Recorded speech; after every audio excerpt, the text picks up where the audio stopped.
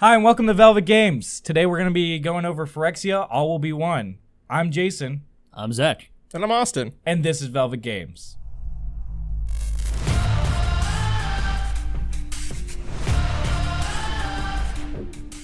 So let's start with the mechanics, right? I mean, it's kind of the same mechanics we've seen for a very long time with Proliferate. There's a new mechanic for Mirrodin. Right. So basically, what's the germ? You know what I'm talking about?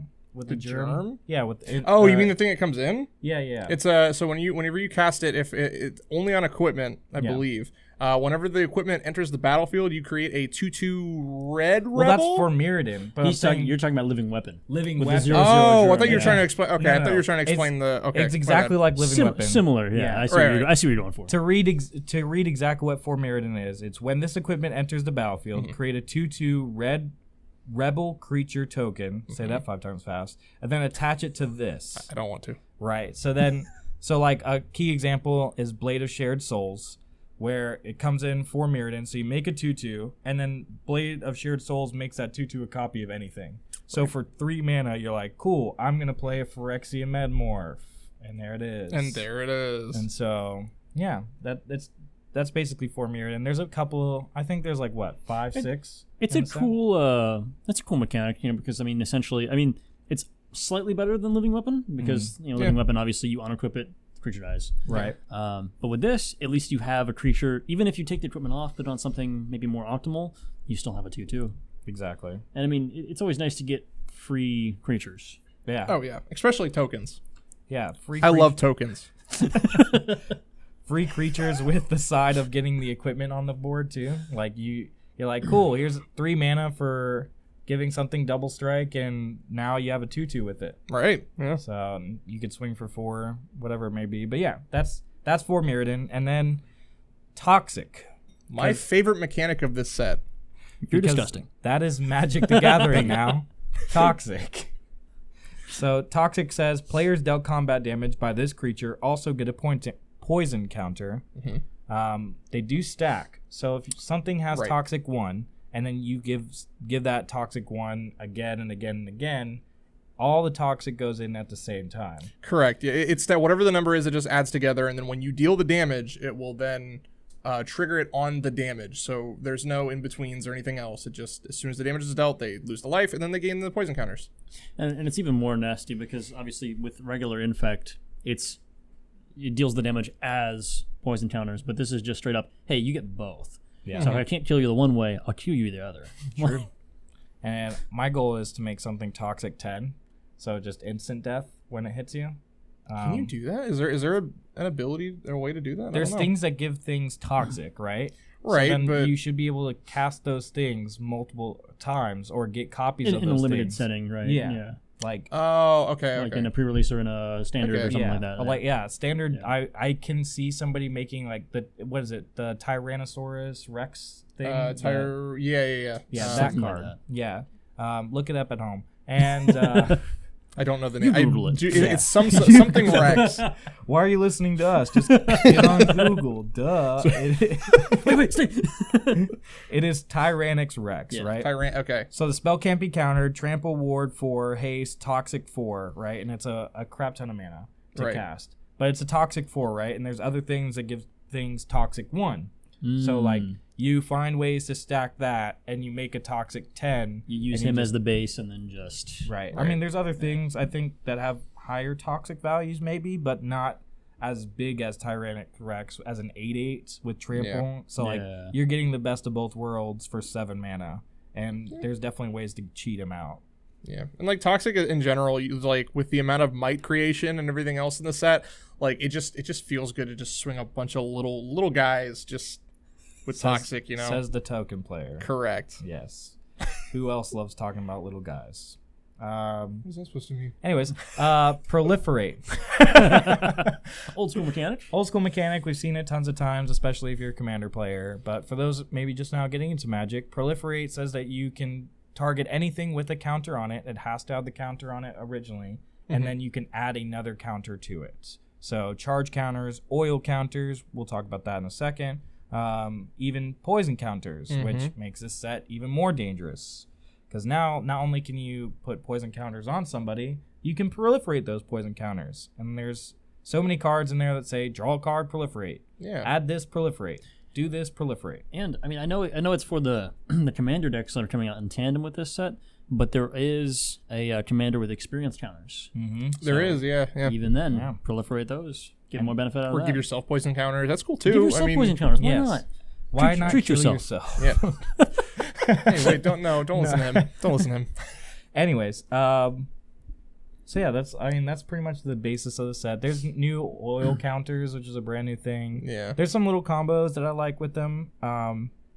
With the Mind Splice apparatus, we'll talk about that later too. But oil counters are just one of those other like insignificant counters, right? Lore counters, story counters, page counters. They're not insignificant, but the likelihood of us seeing this more, like, well, we might see it in the next couple sets, but like for example, like energy. Like Right. we haven't seen energy again. I think what he means is that it's a very limited type Right, of counter. right. Yeah. Whereas a 1/1 counter could really be useful on anything. Right. An oil counter really only has specific uses on a creature that has Right. that ability. If I give all your creatures 1/1 counter, you're loving me. But if I'm giving you all oil counters, it's like, so what? Only a creature They or get- two may. Hey man, they getting gooed on. It's fine. They are getting gooed on. Yeah. Just like all the planeswalkers. Correct. for No, your- they're getting gooed in. There's Gooed a in. difference. Time for your 10,000 mile checkup.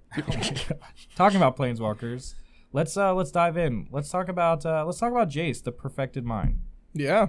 He has been in fact gooed in. Yes, he has been gooed in. I like gooed up. Anyways, Yeah, well. so he's been completed now, just like Tamio. He's 2 a blue and a Phyrexian, and he has the effects completed. Is that ability completed? that It's is a an new alternate mechanic, if you casting. think about it. It's an alternate casting cost. Yeah. Alternate cast cost. Yeah. You could pay Phyrexian, or you could pay blue and 2 life. That's the Phyrexian. Mm-hmm. If life was paid, this Planeswalker enters with 2 fewer loyalty counters. So he comes in originally with 5 if you pay 2 and 2 blue. But if you pay 2 a blue and 2 life, he only comes in with 3. So, I mean, if you need him out quickly, it could be a decent trade-off. Yeah, I mean, it's nice for that sort of, kind of situational Yeah. sort of thing where it's like, okay, well, I want him out faster, or I want him out with. I mean, you might honestly have a better time waiting, and just saying, yeah, I'm going to wait till I have the mana because I want him to have more counters on him. But I can see if you're doing like a Super Friends deck, right, and you need to get a bunch of Planeswalkers out quicker, then the completed is definitely the way you want to go. Right. Oh, yeah. So talking about Jace a little bit more, you have his +1 is until your next turn, up to 1 target creature gets -3/-0, basic Jace stuff. Kind of weak. -2, target player mills 3 cards. Then if a graveyard has 20 or more cards in it, you draw 3 cards. Otherwise, you draw a card. Now it's an interesting twist on if you look at the other Jaces. They want you to get rid of 20 cards as an ultimate, right? Right. But this one says, if they have 20 cards already, then you draw 3 cards. So it's kind of it's a -2, but it's a good help in mix, So you're getting rid of your player's cards and you're getting more cards into your hand. I kind of like it. Yeah. And then his bottom one is a -X. Target player mills 3 times X cards. Yes. So I mean, you could just cast him and just be like, yeah, cool. So just mill 15. Like, that's cool. I mean, I wouldn't do that immediately, but it's still cool. And in my opinion, honestly, that's the only thing I really like about this card is his ult. Yeah.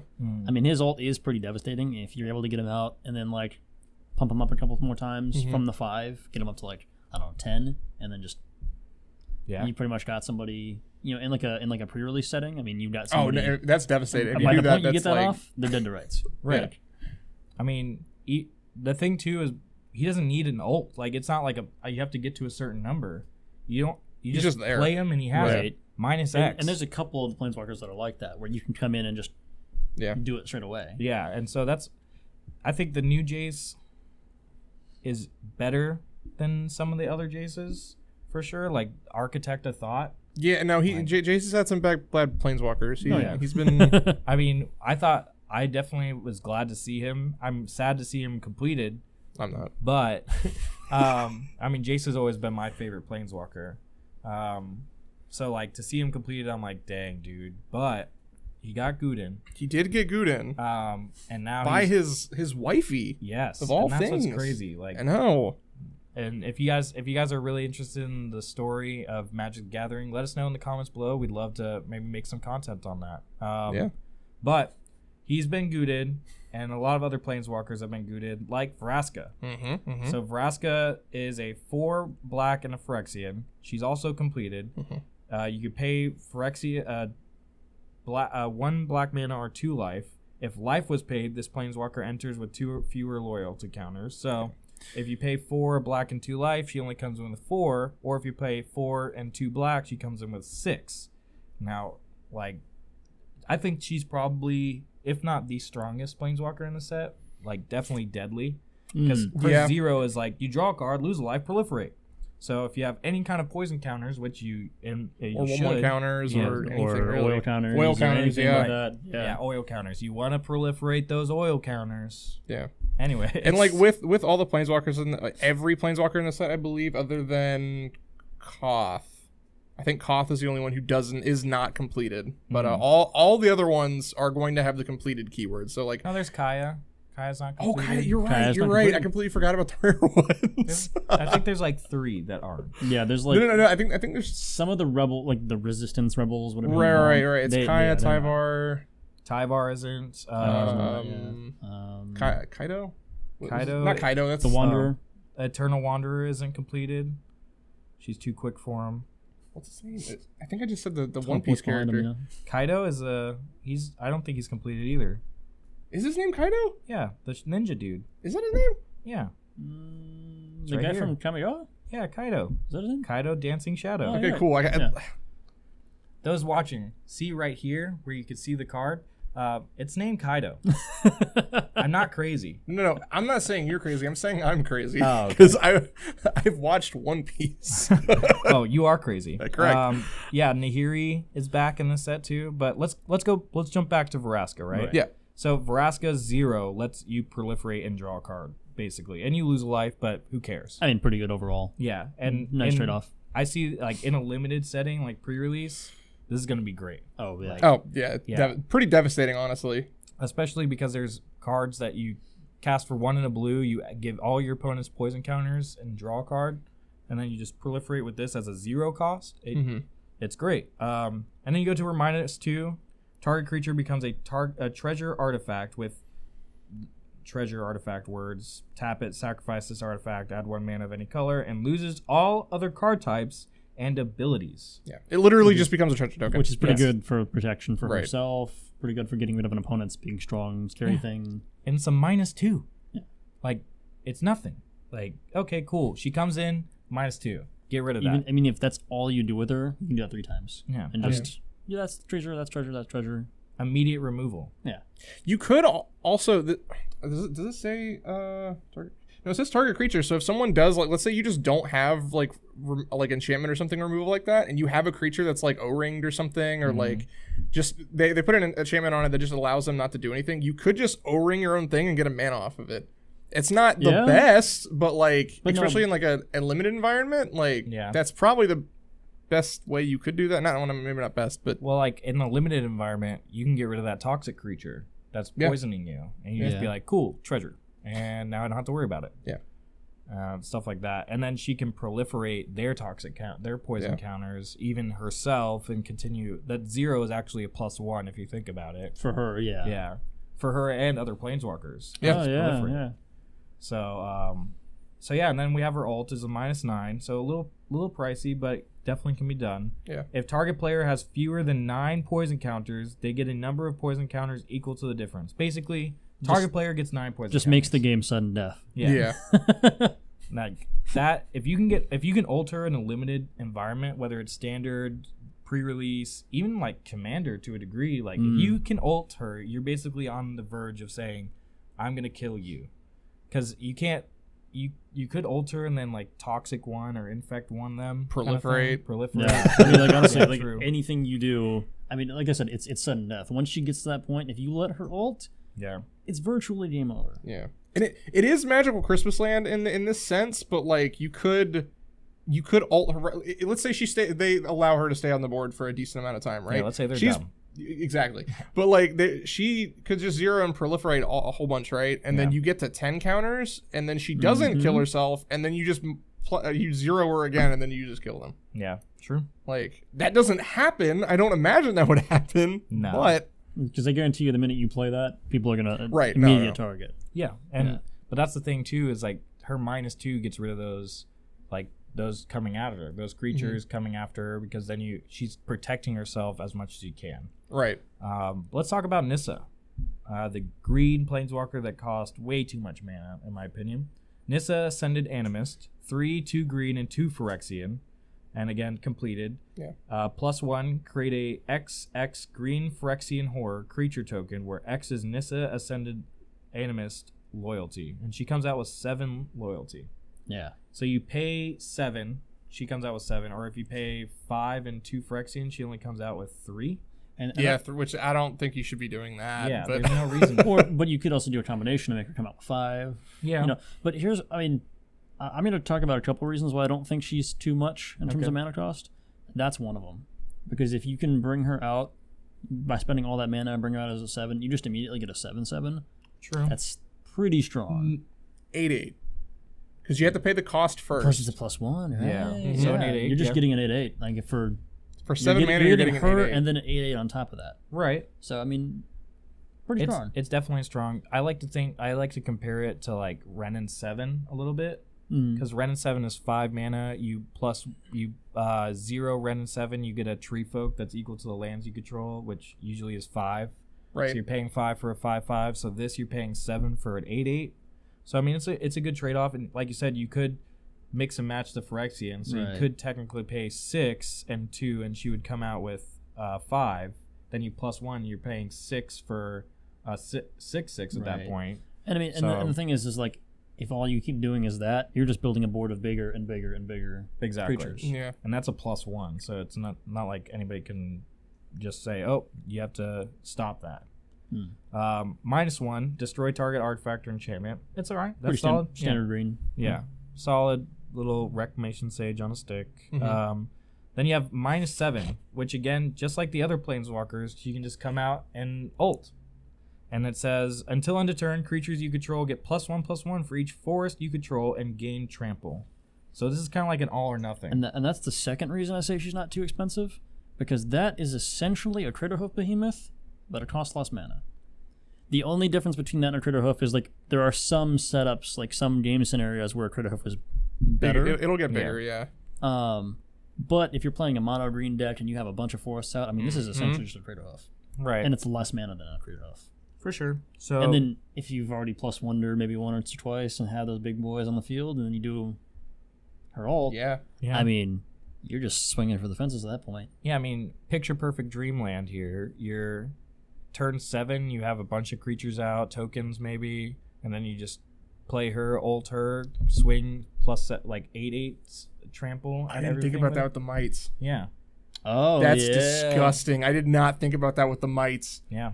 Oh, that with the mites and limited, right? Oh, no. Every turn you play, like turn 3, you play Skrell's Mine, right? And then you Skrell's Hive. Skrell's Hive. Yeah. And then you get a mite every turn, and then by turn 7 you're like, cool, Nissa, game. That's like sure, like obviously you have to be playing forests, but like in that scenario, like you, even if you're only giving them like +4, +4, +3, +3 or something like that, they're still at that point the mites will be 4/4s and they'll have trample and toxic 1. Yeah, which again is deadly. Yeah. In any setting.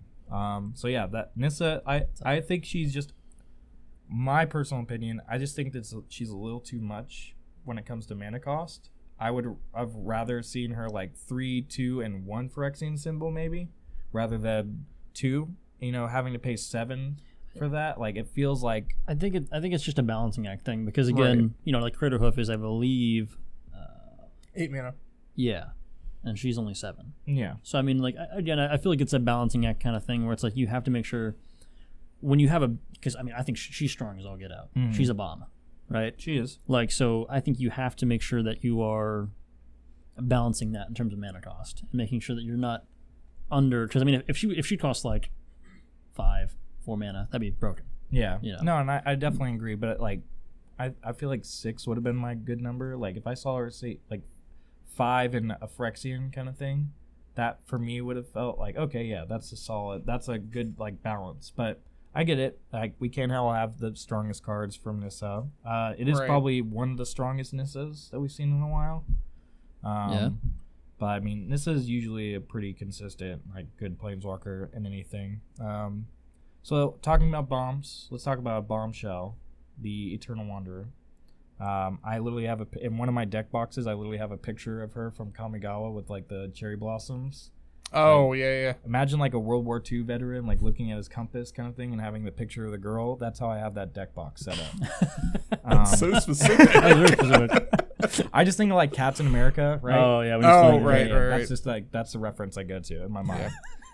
So Eternal Wanderer, 4 and 2 white, says her first ability says no more than one creature can attack the Eternal Wanderer each combat. Would you love to see it? Yeah. Built-in protection. Built-in protection. And except if like a 10/10 with triple. Oh, sure, right. Here comes the Blightsteel Colossus. Yeah. Right. Oh, only one? Well, I'll just send my biggest one because that's what everybody's gonna do. Oh yeah, absolutely. But her +1 is exile up to one target artifact or creature. Return that card to the battlefield under its owner's control at the beginning of that player's next end step. Which is even better protection. Yeah. Because then it's like, okay, that one creature that can swing at her and deal damage. Yeah. Not anymore. That one's not only is that going to be off the field, it's going to be off the field until your next turn. Yeah. Like, she's just super strong. Like I don't see her not being used in standard. She is 6 mana. That's the only like downside. A little high, but once you get her out, I mean, well, actually, I will say, I don't know. Okay, she's great.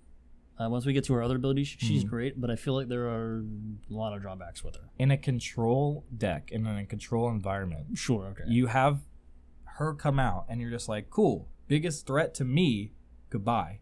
Right. And then they're now trying to focus her, right? So let's say you bring her out, you +1 her. She's now at 6 loyalty. Let's just skip down to her -4 real quick. It says -4 for each player, choose a creature that player controls. Each player sacrifices all creatures they control not chosen this way. Yeah, I think it's a Fateful Reckoning. Yeah, or something and like so that. Is it Tragic Arrogance, kind of? No, Tragic Arrogance is different.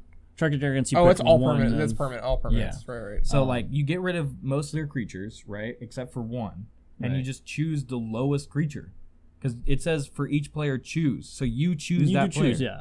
So that one might, cool, that one. Everything else, gone. And yeah, so now you have the board state because it is for each player though, so it does affect you. Yeah, but I see what you're saying though. In a situation where you're playing more of a control deck, like I'm gonna win through non-creature means, Right.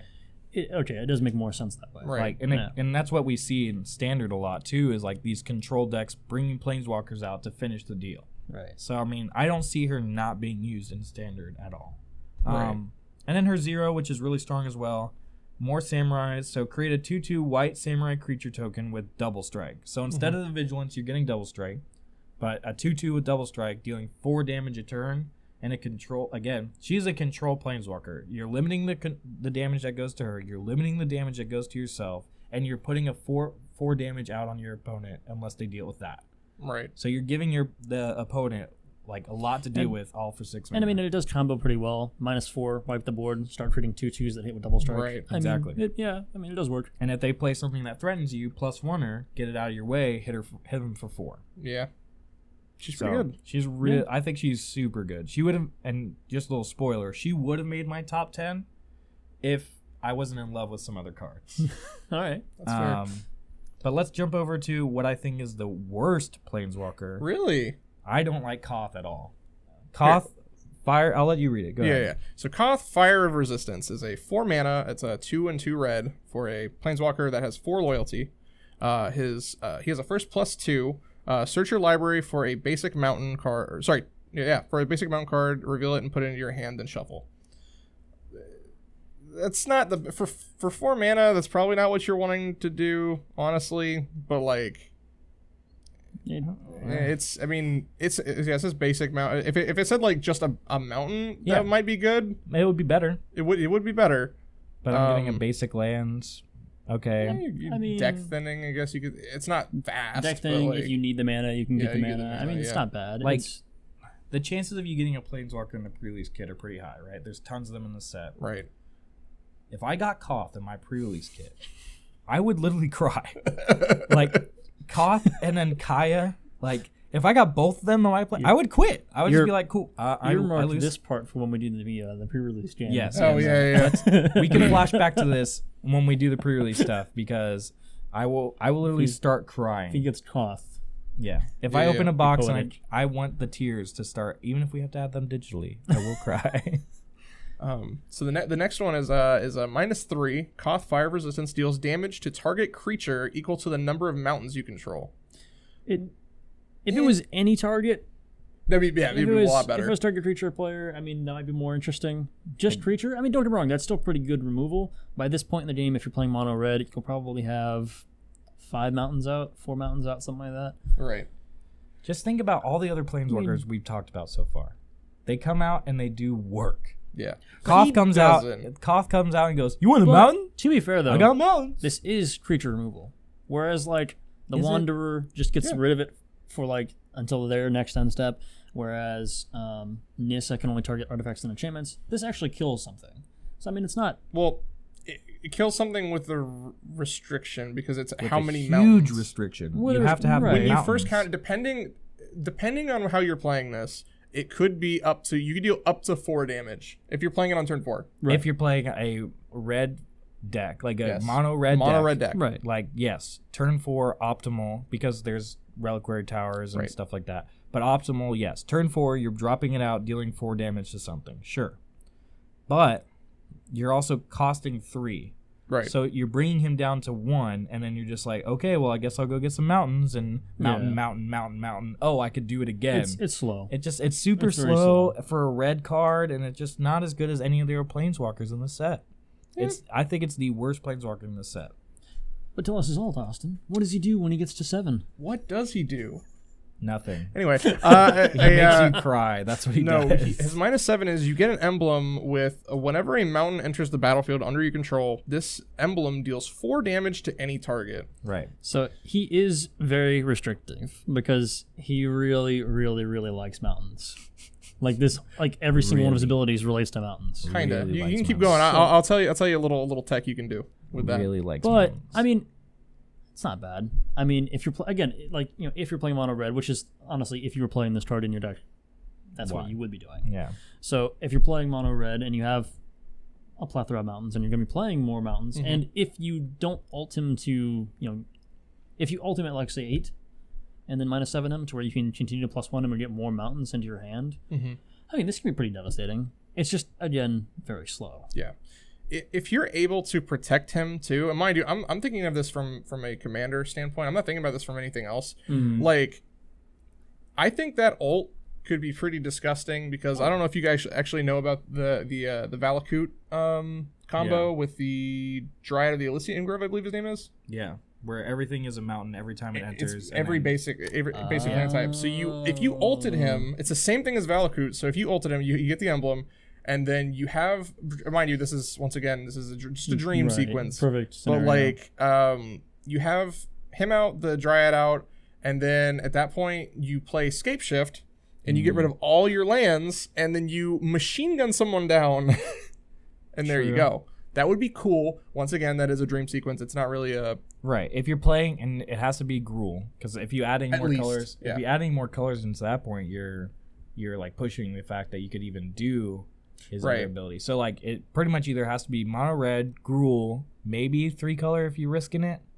But I mean, in this set, I'm just thinking of this set alone. If you're looking at in this set alone, he's not kind of useless. He's not the worst Planeswalker I've ever seen, but he's definitely the worst Planeswalker of this set. He's just very restrictive. That's all. Yeah, you just have to play a very specific way around him. Yeah, I think he could be good in some commander decks. Torbrand. Lord Windgrace, maybe. Like I would maybe Omnath. Omnath is like, like depends on the Omnath. It depends. Ooh, Omnath Locus of Rage with him. Yeah. Like I mean, because then you're tutoring for a land, playing that land, getting an elemental, right? Pinging for damage when those die. And we'll talk a little bit more about this guy later, but Sulfim with him in the set, the red Phyrexian horde god that they're doing is like If a source you control would deal non-combat damage to an opponent, it deals double. So you come out, you -2 them, it deals double the amount of mountains you have. They're both in red. So again, the perfect scenario, yes. Like you're getting him and he's doing work well, but every other Planeswalker in this set doesn't need other doesn't things need to make anything him else. The perfect scenario. Right. Yeah. They come out and they're like, cool, I'm going to remove this. Oh, cool, I'm going to add this 10/10. Like, it's ridiculous. Where Koth is like, I like mountains. Like, that's just imagine. That's what I imagine Koth sounding like every time. I like trains. Ka-chow. Anyways, let's talk about a little bit more useful Planeswalker, in my opinion. Nahiri the Unforgiving. We haven't seen Nahiri in a long time, right? Like, the latest... Zendikar. Yeah. Whatever that last Zendikar set was. Rising. Rising. Zendikar Rising, yeah. Yes. So, I mean, not too long, I guess. I felt it's still about a year. Decently. Yeah.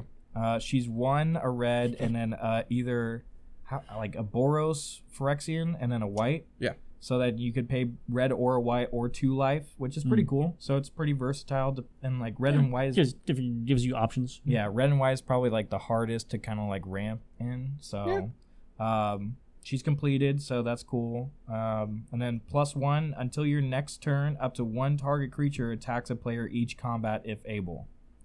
So I mean, all right, it's solid. It's like a mini goad kind of thing. It is actually it's actually a protection for Nahiri because it says player. So if you make them attack with mind you, if you're making them like, okay, your 9/9 has to attack me now, like right. you're just like, uh-oh. Well, that's what I was gonna say. In limited, you have to be very specific with what you choose. Now, mind you could choose something like a value engine that they have that's not very strong, that they're not attacking with. You make them like, okay, cool, you're gonna attack with me, and I'm gonna kill it. Right. So like there are. Yeah, she's definitely it's useful. Got to be strategic with it. Right. And then our other +1 is a discard a card, then draw a card. Typical looting 0. This is before I actually read it. Another cool thing for me on her is that she has no minuses. Like it's only up, and it's not worrying about paying the 2 life with her. You're just like, cool, I'll pay 1 a red and a white 2 life. She comes in with 3 counters. So what? Nothing takes away from her. So you don't have to risk anything with that. So her 0 says, exile target creature or equipment card with mana value less than Nahiri's loyalty from your graveyard. Create a token that's a copy of it. That token gains haste. Exile it at the beginning of the next end step.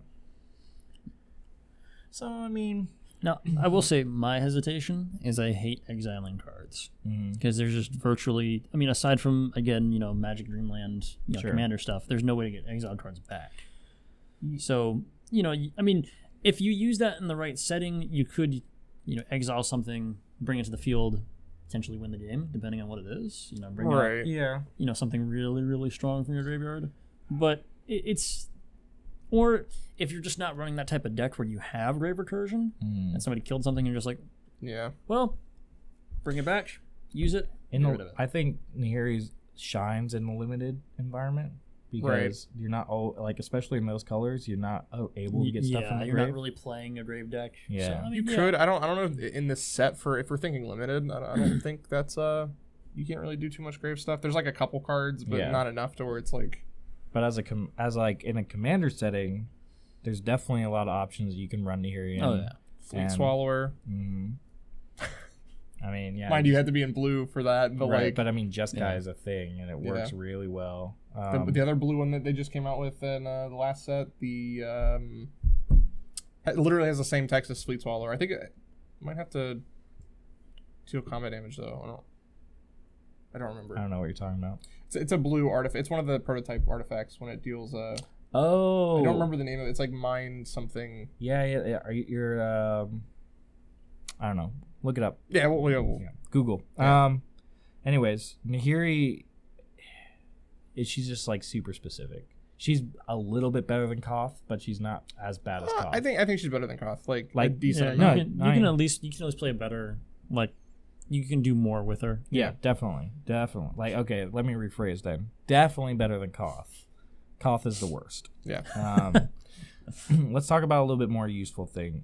I love Gruul. So Luca, Luca being completed is one thing. It kind of sucks to me. I feel like all my good guys are becoming the bad guys, which is... Oh, no. So, Luca was a bad guy. Right. He was never a good guy. No, I know that, but I'm saying, like, I like these characters. Right. And then to see them be completed, I kind of feel like, meh.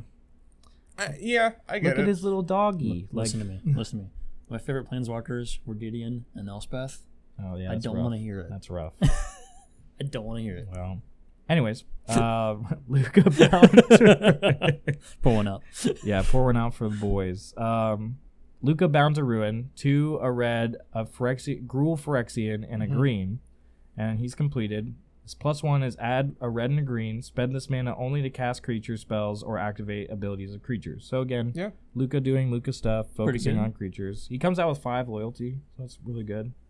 -1, create a 3/3 green Phyrexian beast creature token with toxic 1. With toxic. Like, it's awesome. Also pretty good. It's a -1. So you could just pay the Phyrexian thing. I mean, mind you, he would be the 3, and then you'd minus him down to a 2. But like he's making protection for himself. Yeah. Right. So I like it. It's cool.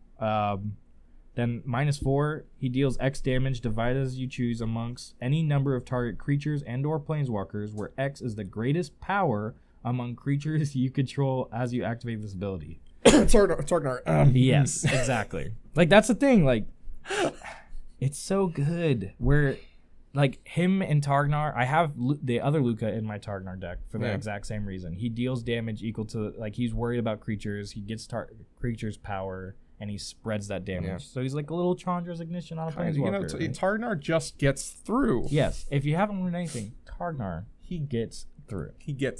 Anyways, but yeah, like, it's a -4. So, like, let's say late game, you throw him out there. Yeah. No, I mean, you can do it as soon as you drop him.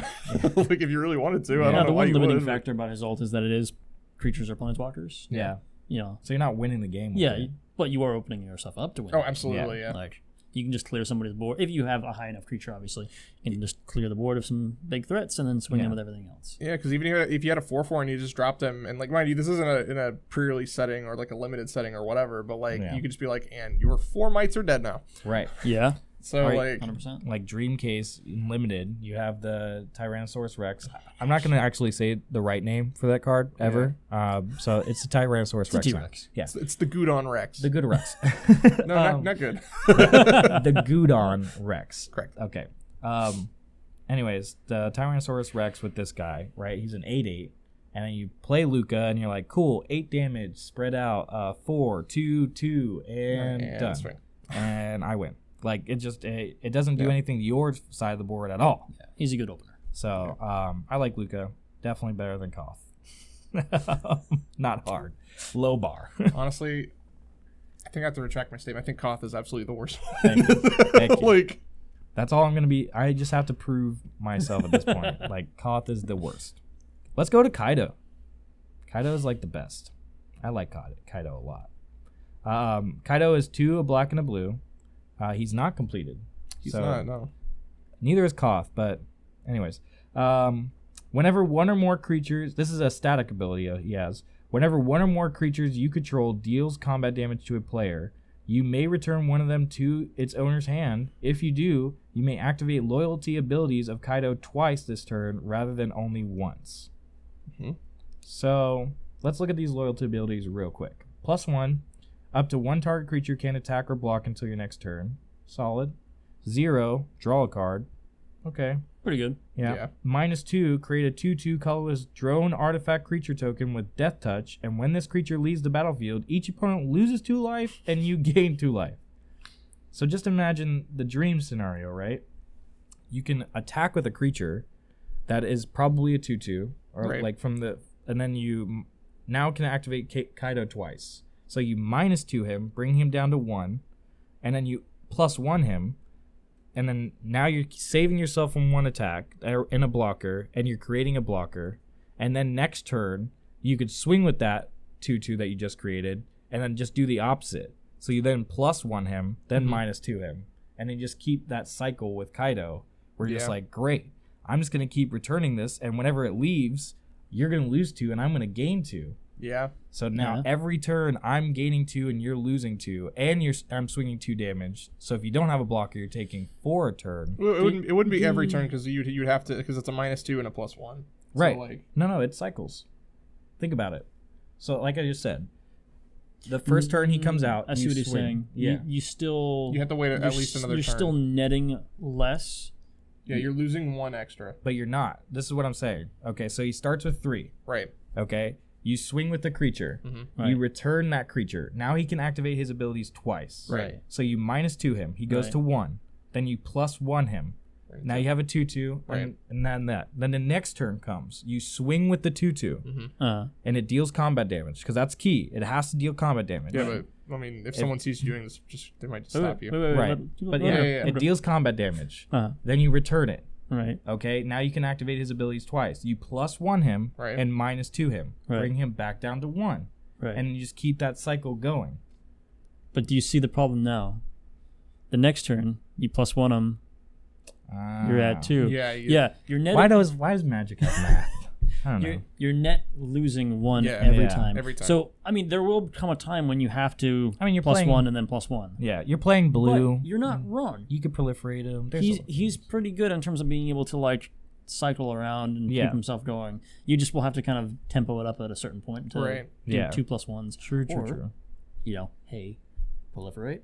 Yeah. You know, You're in black and blue. That's got a bunch of it. I mean, I'm putting him in Tasha, my Tasha deck, where I steal things. So like, but to Austin's point though, I mean, yeah, that is the one thing too, is you have to connect with creatures. And I mean, so he's good with Kamigawa.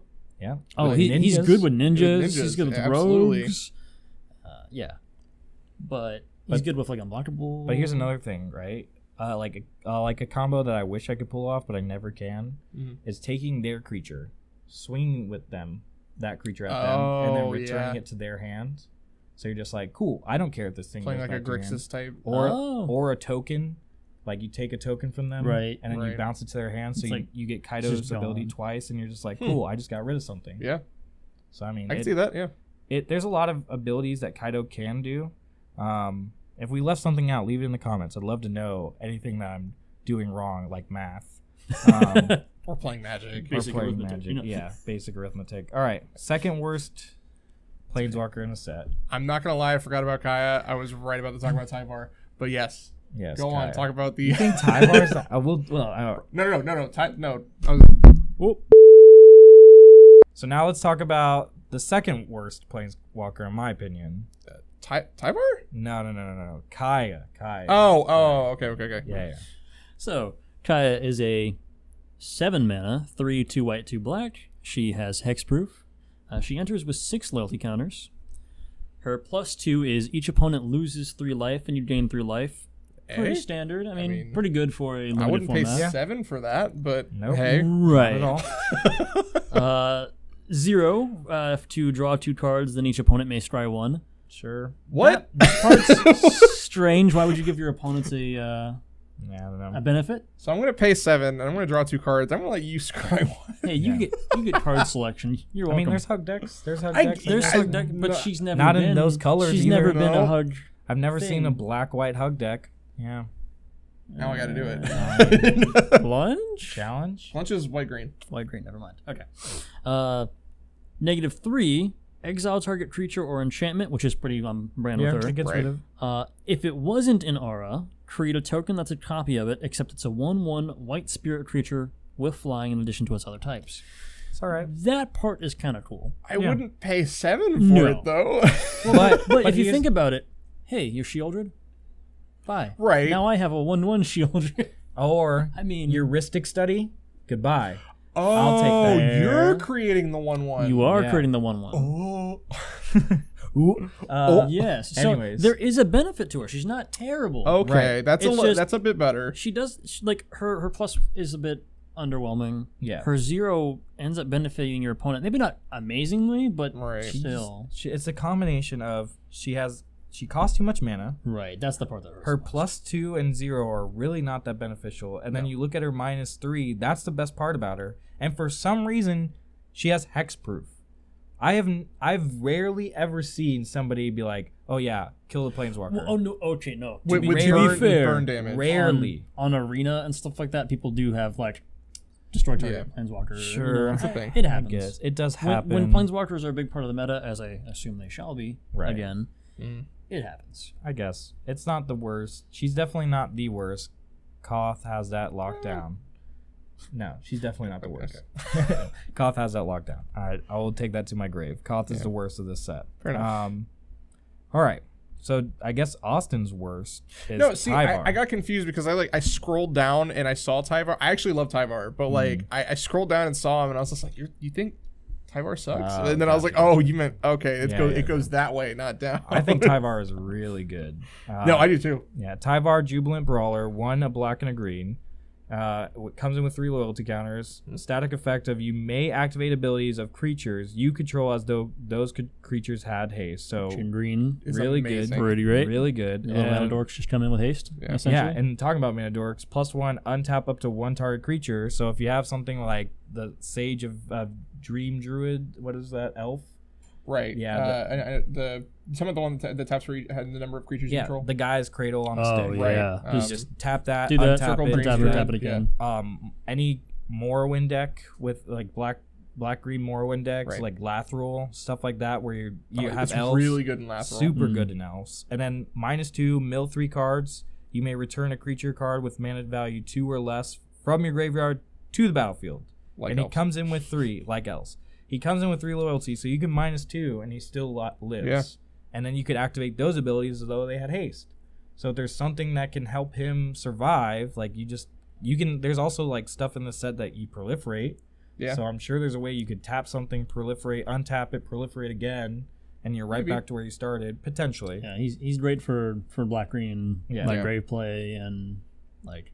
I mean, like you said, elves. Yeah, even like Sultai, like like where you're mostly playing in your graveyard. But I mean, I think he's super solid. Like he's gonna be really good in limited. He's gonna be really good in commander. Yeah. Just overall really good. And Tyvar has been a really solid, and he's not completed. He's not completed. One of the few not completed. No, actually, I have a Shattergang Brothers deck that I might play on the channel at some point, depending on whatever theme we go for. That is a goblin, just goblin everywhere. Yeah. And it has Kranko in it, so being able to tap and untap Kranko yeah. and whenever you I just didn't think drop about him that, is yeah. pretty good.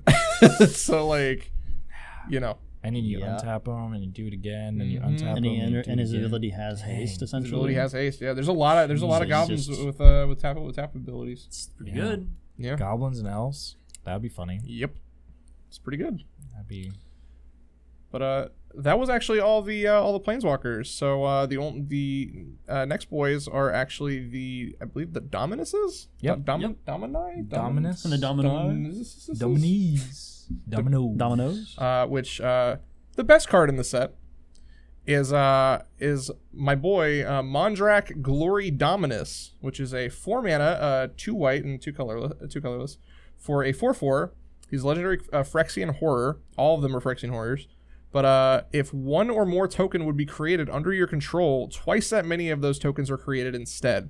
We have seen this effect many times, 4 or 5 times now, and I love it. I wonder why.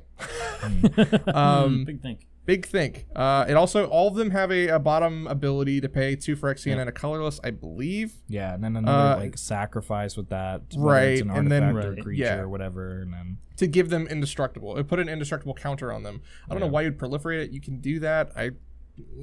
But like, I just love Mondrak. The fact that they're printing another token deviler is.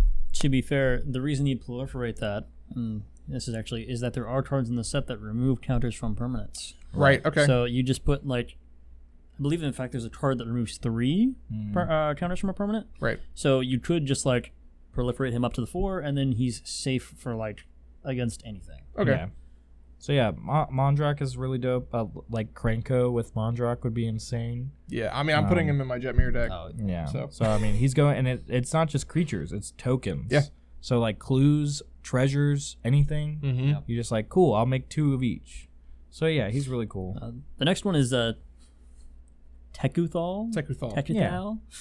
Inquiry Dominus. It's a 4 mana 3/5 with flying. If you would proliferate twice instead. Yeah, It's fantastic. It's great for this set. It's great for Atraxa decks. If there's anything you like when you like, if there's anything you like when you like proliferating, it's proliferating more than once. Yeah, it's great. Imagine getting this and Jace. This and Vraska. Oh gosh. Oh, if you proliferate, put 2 counters on, pay 0, and get more. Yeah. It's great. It combos very well with everything else in the set. Yeah. I mean, I know you're crazy about the tokens, but honestly, this one. Trust me, I'm still hyped for that. For everything in this set that they're trying to go for with poison and all that, I mean, this one's just great. Yeah, the Dominus in this set are really dope. They're fun. The black Dominus is Drivnod, Carnage Dominus, legendary creature Phyrexian Horror. If a creature dying caused a triggered ability of a permanent you control to trigger, surprise, that ability triggers an additional time. So all the Dominuses are going to double this, but he's going to double your death triggers. Mm-hmm. So aristocrats, and in this limited environment, when something's dying, which will happen a lot, and especially in limited, then you're getting more for that. Like you can't lose with stuff like that. Yeah.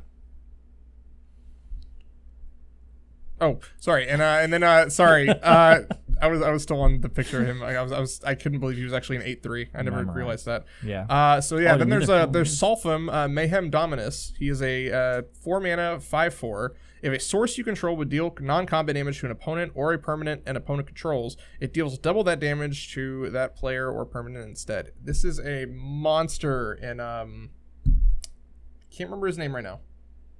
Have the deck. It's the Viking, Thor. Torbrand? No, not Torbrand. That's the little. That's a dwarf. It's a dwarf. No. The god. Perforos? Torolf. Okay.